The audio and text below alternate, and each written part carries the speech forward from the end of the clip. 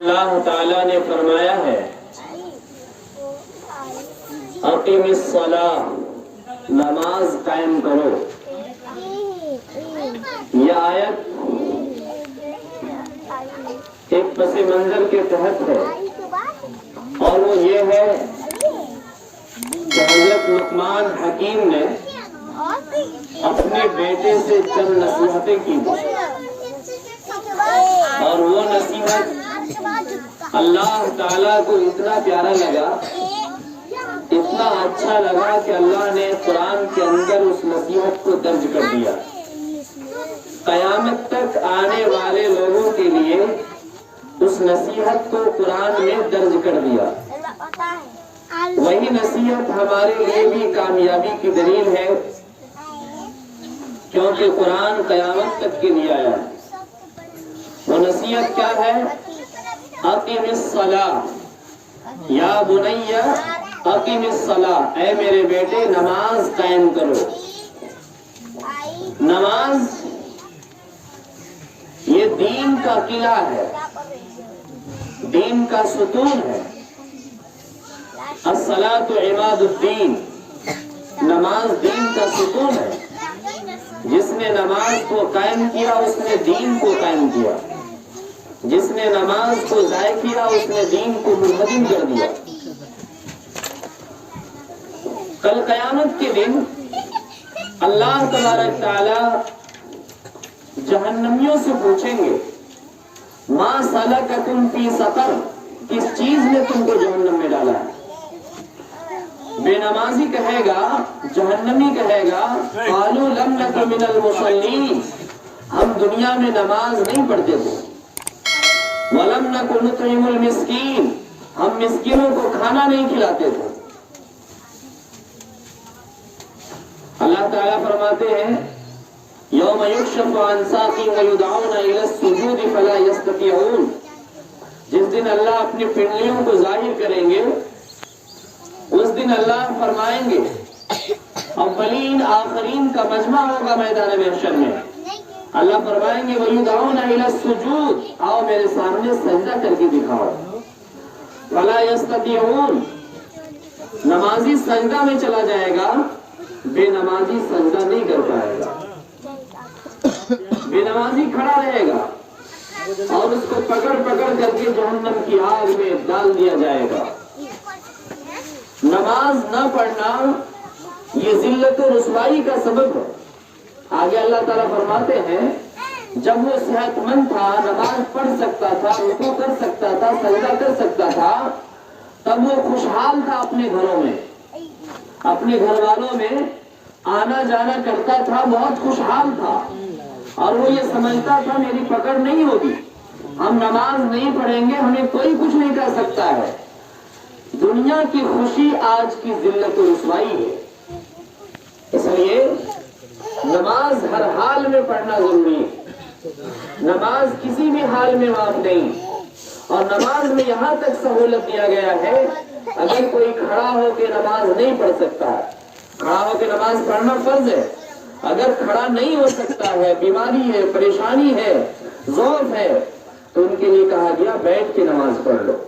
بیٹھ کے بھی نہیں پڑھ سکتا ہے تو ان کے لیے کہا گیا لیٹ کر کے پڑھ لو، اور لیٹ کے بھی نہیں پڑھ سکتا ہے اشارے سے پڑھ لو، کوئی حرج نہیں، لیکن پڑھنا ہے، نماز معاف نہیں، نماز کسی بھی حال میں معاف نہیں ہے۔ مردوں کے اوپر بھی نماز فرض ہے اور عورتوں کے اوپر بھی نماز فرض ہے۔ نماز نہ پڑھنے والے کی حالت قیامت کے دن بدل جائے گی، نماز بے نمازیوں کی صورت کو بدل دیا جائے گا۔ حضرت معاذ بن جبل رضی اللہ تعالیٰ عنہ نے پوچھا یا رسول اللہ یوم ینفخ فی الصور فتأتون افواجا، جس دن سور میں پھونک مار دیا جائے گا لوگ جماعت در جماعت اللہ کے سامنے میں آئیں گے، وہ کس حال میں آئیں گے؟ آپ صلی اللہ علیہ وسلم نے اس سوال کے کرنے پر اتنا روئے کہ داڑھی مبارک آپ کی آنسوں سے تر ہو گئی۔ آپ نے کہا اے معاذ تم نے بہت بڑی چیز کا سوال کیا ہے۔ آپ صلی اللہ علیہ وسلم نے فرمایا اے معاذ کل قیامت کے دن پہلی جماعت اللہ کے سامنے میں اس حال میں آئے گی کہ ان کا چہرہ سور سے بھی زیادہ بدتر ہوگا۔ پوچھا یا رسول اللہ وہ کون لوگ ہوں گے، کون سا عمل کرنے والے ہوں گے؟ آپ نے فرمایا کہ وہ بے نمازیوں کی جماعت ہوگی۔ حشر میں کیفیت ساری کھل جائے گی، بے نمازی کی صورت بدل جائے گی۔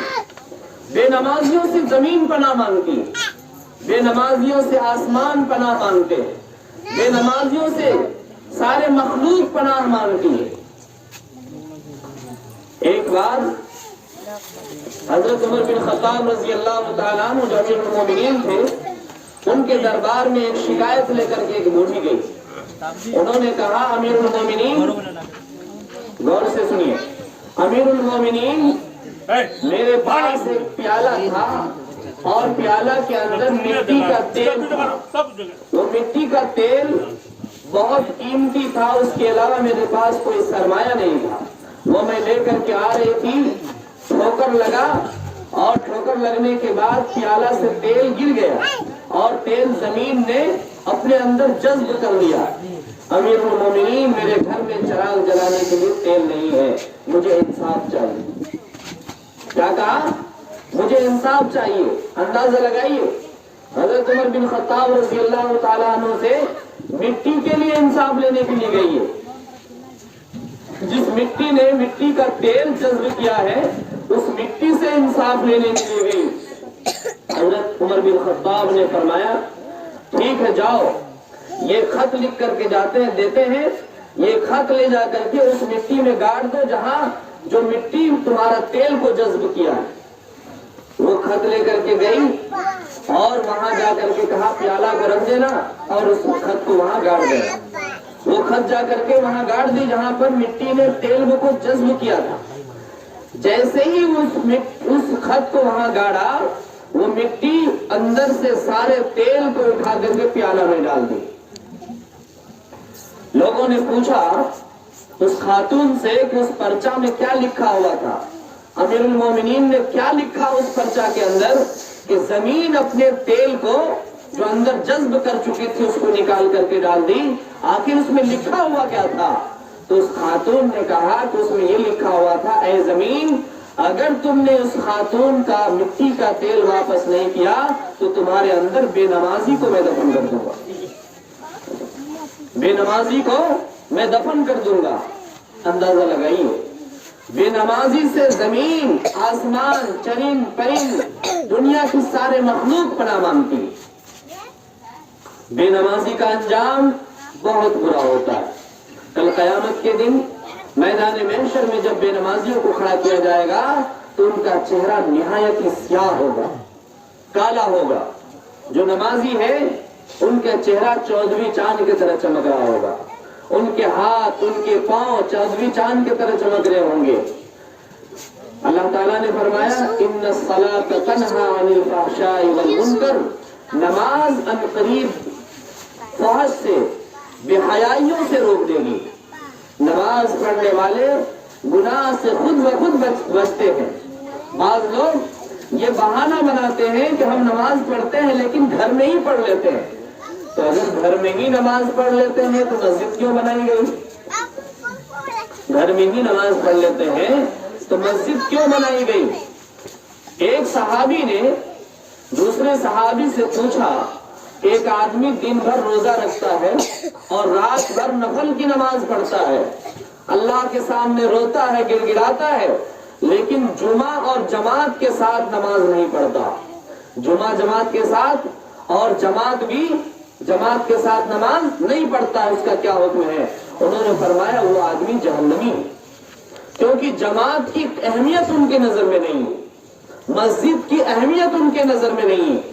گھر میں تب نماز پڑھے کہ اگر کوئی سفر میں گیا ہوا ہو، مجبوری ہے، مسجد نہیں جا سکا، نماز چھوٹ گئی، بہانہ بنا کے نہیں، شرعی عذر کی وجہ سے، کوئی شرعی عذر ہو، بیماری ہو، ناپاکی ہو یا ایسا کوئی عذر پایا جاتا ہو جس کی وجہ سے مسجد نہیں جا سکا، گھر میں پڑھ لیا تو نماز تو ہو جائے گی، لیکن بلا کسی عذر کے اگر گھر میں نماز پڑھ لیتے ہیں تو ایسی صورت میں نماز پڑھنے سے باز آ جانا چاہیے، کیونکہ نماز کے لیے مردوں کے لیے مسجد ہے، اور مسجد میں جماعت کے ساتھ نماز پڑھنا ہے۔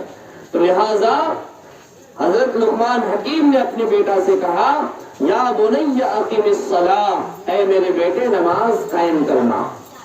قائم کا مطلب آپ گھر بناتے ہیں، اس میں دیوار دیتے ہیں، پیلر دیتے ہیں، اس کو کیا کرتے ہیں مسالہ لے کر اور ساری چیز ڈال کر کے اس کو گاڑ دیتے ہیں۔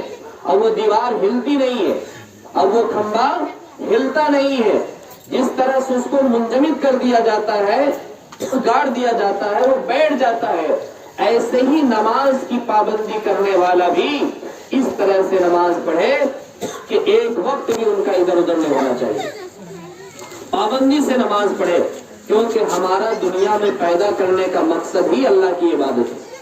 وما خلقت الجن والانس الا لیعبدون، ہم نے انسانوں اور جناتوں کو اس لیے پیدا کیا ہے تاکہ وہ نماز قائم کرے۔ اگر وہ نماز ہی نہیں پڑھتے، عبادت ہی اللہ کی نہیں کرتے، تو بتائیے ہمارے پیدا ہونے کا کوئی مقصد ہو رہا ہے؟ کوئی مقصد حاصل نہیں ہو رہا۔ ہمارا دنیا میں آنے کا مقصد ہی اللہ کی عبادت ہے، اسی لیے اللہ نے سارے مخلوقوں سے الگ ان کو پیدا کیا۔ انسان کے سامنے دوسرا کوئی بھی مخلوق ہے اس کو کھڑا کر دیجئے۔ لقد خلقنا الانسان فی احسن تقویم، ہم نے انسانوں کو بہترین سانچے میں ڈالا ہے۔ انسان سے زیادہ خوبصورت حسین کسی کو اللہ نے نہیں پیدا کیا۔ اب کوئی آدمی مسلمان ہے اور وہ بالغ ہو رہا ہے یا بچہ ہے، تو ایسی صورت میں اس کا ختنہ کرنا کیا ہے؟ ضروری ہے، سنت ہے۔ بچہ کو 7 سال سے لے کر کے 12 سال تک ختنہ کر دے، 7 دن کے بعد کبھی بھی کر سکتے ہیں، لیکن صحیح ٹائم جو ہے بچے کو ختنہ کرنے کا 7 سال سے 12 سال تک، تاکہ اس میں وہ غم کو برداشت کر لیتا ہے، تکلیف کو جھیل لیتا ہے، تکلیف کو برداشت کرنے کی قوت اور صلاحیت اس کے اندر پیدا ہو جاتی ہے۔ تو لہذا اگر کوئی جوانی کی صورت میں ایمان لایا ہے، ان کی عمر 40 سال ہے، 30 سال ہے، تو کیا ایسی صورت میں بھی ان کو ختنہ کرنا ضروری ہے؟ ختنہ کرے گا تبھی مسلمان ہوگا، ختنہ نہیں کرے گا تو مسلمان نہیں ہوگا۔ ایسی صورت میں ان کے لیے ضروری ہے کہ وہ خود سے ختنہ کرے، اگر نہیں کر سکتا ہے تو ختنہ کرنے کی ضرورت نہیں ہے، نہیں کر سکتا ہے تو ختنہ کرنے کی ضرورت نہیں ہے، کیونکہ عمر دراز ہو کر کے وہ ایمان لایا ہے، اور ختنہ کرنے سے ہی مسلمان نہیں ہوتا ہے، ختنہ کرنے سے ہی صرف مسلمان نہیں ہوتا ہے۔ تو لہٰذا جو بچہ ہے اس کو تو ہر حال میں ختنہ کرنا ہی ہے، یہ اس کے لیے مسائل ہے جو 40 سال 30 سال 35 سال میں جا کر کے ایمان میں داخل ہوا، ایسی صورت میں اس کا ختنہ کا حکم یہی ہے، کیونکہ ختنہ کرنا سنت ہے، فرض نہیں ہے۔ ختنہ کرنا کیا ہے؟ سنت ہے، فرض نہیں ہے، اور بہت ساری بیماری کا بھی علاج ہے ختنہ کرنے میں، ختنہ سے بہت ساری بیماری کا بھی حکمتاً علاج ہے، اس لیے مسلم بچے کا تو ہر حال میں ختنہ کرنا ضروری ہے، تاکہ حکمتاً بیماری سے بچایا جائے، اور جو سنت ہے تمام انبیاء کرام کا وہ سنت بھی ادا ہو جائے۔ آپ صلی اللہ علیہ وسلم کا ختنہ کس نے کیا؟ آپ کا ختنہ کسی نے بھی نہیں کیا، کیونکہ آپ پیدائشی ختنہ کیے ہوئے تھے، پیدا ہوئے تھے تو وہ ختنہ کی حالت میں ہی تھے، تو لہٰذا اللہ تعالیٰ نے آپ صلی اللہ علیہ وسلم کے سطر کو کسی کو نہیں دیکھنے دیا، ہمیشہ ان کو محفوظ رکھا۔ تو بہرحال نماز کیا ہے؟ فرض ہے، اس لیے لقمان حکیم نے اپنے بیٹے کو بلا کر کے کہا یا بنی اقم الصلاۃ، اے میرے بیٹے نماز قائم کرنا۔ آج ہم بیٹا کو کیا کہتے ہیں؟ اے میرے بیٹے دلی سے پیسے کما کے لانا، ہے نا، اے بیٹے ممبئی سے جے پور سے پیسہ کما کر کے بھیجنا، نماز پڑھنے کی ضرورت نہیں ہے۔ نماز کا چرچا تک نہیں کرتے کہ ہاں نماز پڑھنا تب پیسہ بھیجنا، نماز نہیں پڑھو گے تمہارے پیسے کی ہم کو ضرورت نہیں ہے، نماز نہیں پڑھو گے تم میرا بیٹا نہیں ہو، نماز نہیں پڑھو گے تو ہم سے تم کو کوئی تعلق نہیں ہے، نہیں، یہ سب کرنے کی ضرورت ہی نہیں ہے، کیونکہ جائیں گے تو بے نمازی کی حالت میں اور بچے کو بھی اسی حالت میں چھوڑ کے جائیں گے۔ میرے بھائیوں یہ واقعہ اور لقمان حکیم کی یہ پس منظر والی آیت بیان کرنے کا مطلب یہ ہے کہ جس طرح سے لقمان حکیم نے اپنے بیٹے کو کہا یا بنی اقم الصلاۃ، ہر باپ اپنے بیٹا کو یہ تاکید کرے کہ نماز کے بغیر کوئی زندگی نہیں ہے، اگر نماز نہیں تو تمہارا کھانا گھر میں صحیح نہیں ہے، اگر نماز نہیں پڑھتے تو تمہارا کمائی ہمارے لیے صحیح نہیں ہے، اگر نماز نہیں پڑھتے تمہارا رشتہ ہم سے کوئی بہتر نہیں ہے، اس لیے ہر حال میں نماز پڑھنا، نماز سے بہتر کوئی عمل نہیں ہے۔ جو اولاد نماز نہیں پڑھے گی وہ ہمارے جانے کے بعد ہمارے لیے ہاتھ کیا اٹھا کے دعا کرے گی؟ جو اولاد نماز نہیں پڑھے گی وہ ہمارے لیے کیا احسان و ثواب کرے گی؟ جو نماز نہیں پڑھے گی وہ قرآن کی چند آیتیں کب پڑھ کر کے ہمارے لیے احسان و ثواب کرے گی؟ وہ کچھ نہیں کر سکتی ہے کیونکہ وہ آوارہ مزاج ہے، وہ موبائل میں اپنا زندگی برباد کرتا ہے، اور موبائل کا غلط استعمال کرنا بھی ناجائز ہے، کیونکہ موبائل ایک ضرورت کی چیز ہے، اور ضرورت جہاں تک پوری ہو جائے وہیں تک موبائل کو استعمال کرے۔ اس کے علاوہ اگر موبائل میں غلط اور فحش چیزیں دیکھتا ہے تو یہ ان کے آنکھ کے لیے بھی مضر ہے، ان کے دل کے لیے بھی مضر ہے، اور ان کے قلب کے لیے بھی مضر ہے۔ ایک شخص نے بہت بڑے اللہ والے سے سوال کیا کہ مردانگی قوت کب ختم ہوتی ہے؟ تو انہوں نے کہا کہ دل کے کمزور پڑ جانے کی وجہ سے۔ دل جب کمزور ہوگا تو انسانی طاقت بھی اندر سے کمزور ہو جائے گا، اس لیے دل کو مضبوط رکھنا ہے تو غلط چیزوں سے اپنے دل کو محفوظ کرنا پڑے گا، اپنی آنکھوں کو محفوظ کرنا پڑے گا۔ ہماری آنکھ حفاظت سے رہے گی، ہمارا دل، ہمارا قلب حفاظت سے رہے گا، تو ہمارا جسم بھی حفاظت سے رہے گا، ہمارا جسم بھی مقوی اور طاقت مند رہے گا۔ تو حضرت لقمان حکیم نے اپنے بیٹا سے نصیحت کی، یا بنی اقم الصلاۃ، اے میرے بیٹے نماز قائم کرنا۔ دوسری، وَأَمُرْ أَهْلَكَ بِالصَّلَاةِ وَاسْتَبِرْ عَلَيْهَا لَا نَسْأَلُكَ رِزْقًا۔ اللہ تعالیٰ نے فرمایا وَأَمُرْ أَهْلَكَ بِالصَّلَاةِ، اپنے اہل و عیال کو نماز کا حکم کیجیے اور خود نماز پڑھیے۔ ہم آپ سے روزی نہیں مانگتے، روزی کمانا نہیں چاہتے، نماز کا حکم ہمیں بھی دیتا ہے اور اپنے اہل و عیال کو بھی نماز پڑھنے کا حکم دیتا ہے۔ تو ہر آدمی مکلف ہے اس بات کا کہ وہ خود بھی نماز پڑھے، اپنی اولاد کو بھی نمازی بنائے، اپنے گھر کے خواتین کو بھی نمازی بنائے، اور اپنی بیوی اور اپنی ماں اور اپنی بہن سب سے کہہ دے کہ نماز پڑھ کے کھانا بناؤ گی تو تمہارے ہاتھ سے کھائیں گے، اور بغیر نماز پڑھے ہوئے بناؤ گے تو تمہارے ہاتھ سے کھانا نہیں کھائیں گے۔ نماز کو لازم کر لیجیے، ہر گھر میں نمازی ہوگا تو انشاءاللہ گھر میں فقر و فاقہ نہیں آئے گا، ہر گھر میں نمازی ہوگا تو گھر میں لڑائی جھگڑا نہیں ہوگی، اللہ کی طرف سے رحمت کی بارش ہوگی، اللہ کی طرف سے برکت اترے گی، اس گھر میں خوبصورت زندگی آتی ہے، اور اللہ کی برکت نازل ہوتی ہے جس گھر میں نمازی ہوتے ہیں، اور گھر کا ہر فرد نمازی ہو جائے تو ماشاءاللہ یہ تو نور علی نور، نور علی نور ہے۔ وَأَمُرْ بِالْمَعْرُوفِ وَانْهَ عَنِ الْمُنْكَرِ، خود نماز قائم کیجیے اور دوسروں کو بھلی بات کا حکم کیجیے، برائی سے روکیے، اور وَاصْبِرْ عَلَىٰ مَا أَصَابَكَ، کوئی تکلیف پہنچے تو اس پر صبر کیجیے، إِنَّ ذَلِكَ مِنْ عَزْمِ الْأُمُورِ، اور یہ بہت ہمت کی بات ہے۔ کیا ہے؟ ہمت کی بات ہے، کسی کے جلے کٹے سننا یہ بڑی ہمت کی بات ہے، یہ ہر آدمی کے بس کا بات نہیں ہے۔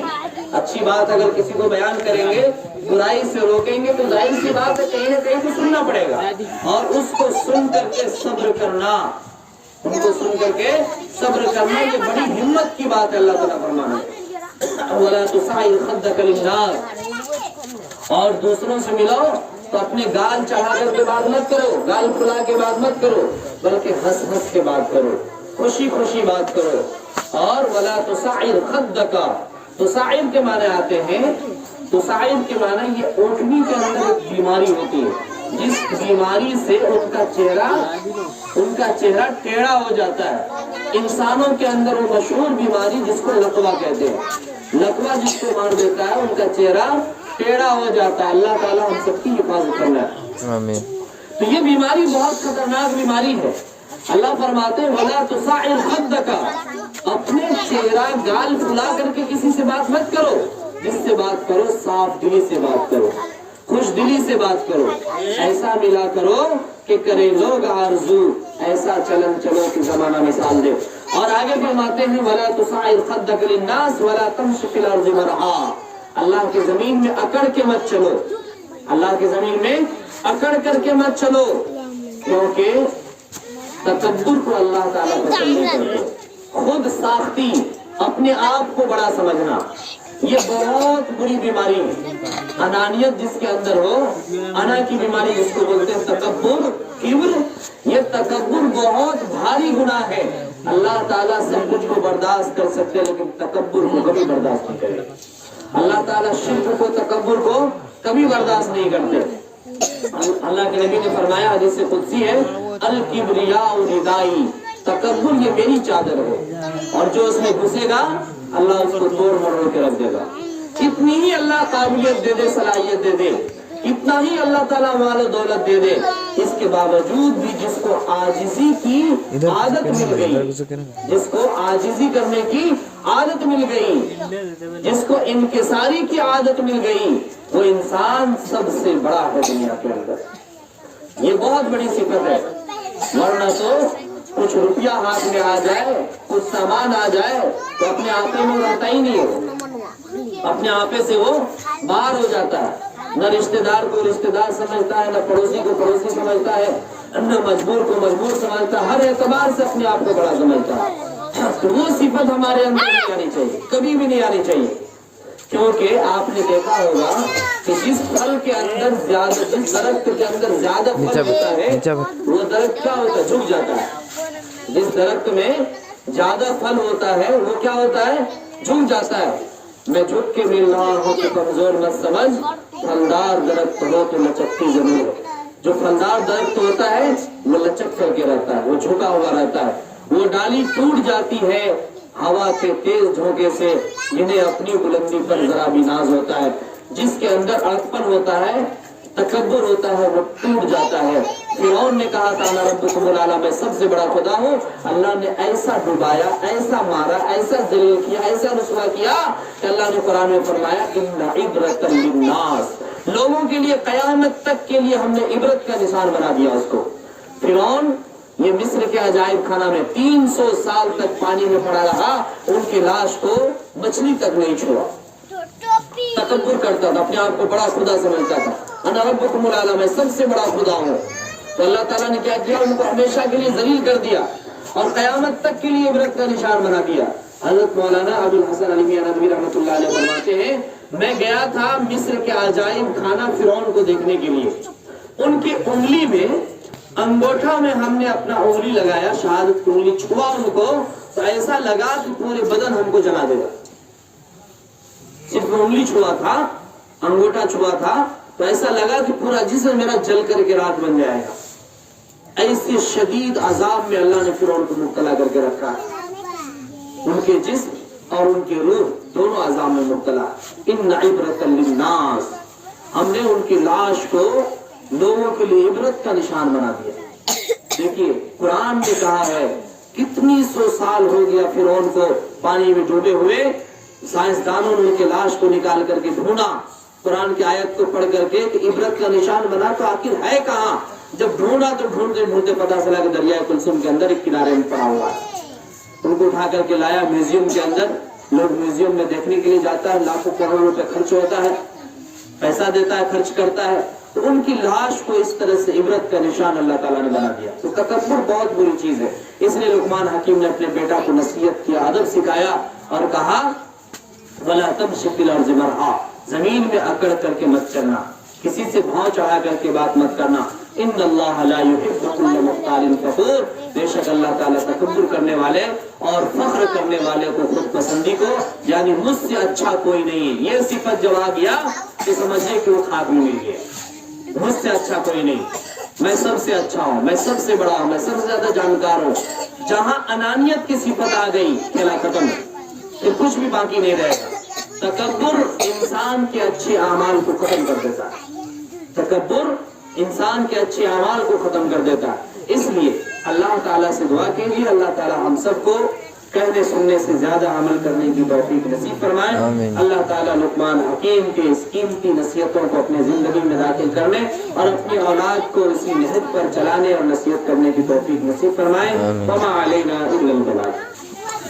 اللهم صل على محمد وعلى آل محمد كما صليت على إبراهيم وعلى آل إبراهيم إنك حميد مجيد۔ اے اللہ اس مبارک مجلس کو قبول فرما۔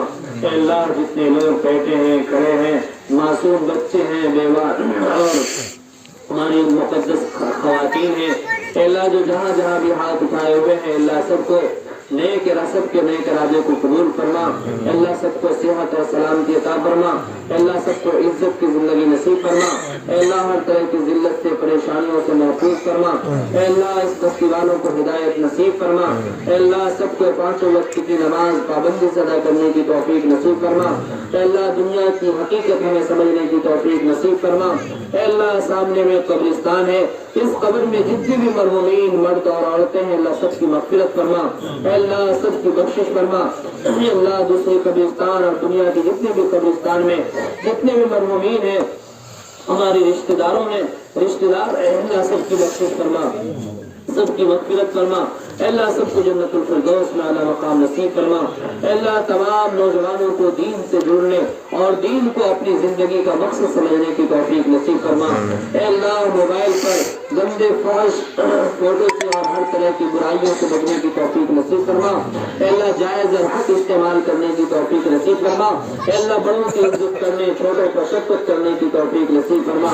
اے اللہ علماء کی عزت کرنے، حفاظ کرام کی عزت کرنے کی توفیق نصیب فرما۔ اے اللہ تمام ذمہ داروں کی ذمہ داری کو سمجھنے کی توفیق نصیب فرما۔ اے اللہ اس بستی کی حفاظت فرما، زمینی آسمانی بلاؤں سے حفاظت فرما۔ اے اللہ جو بیمار ہے شفاء کاملہ نصیب فرما، جو پریشان ہیں ان کی پریشانیوں کو دور فرما۔ اے اللہ جن بچوں کا عقیقہ ہوا انہیں صحت عطا فرما، لمبی عمر عطا فرما۔ اے اللہ عافیت کی زندگی نصیب فرما، بیماریوں سے محفوظ فرما۔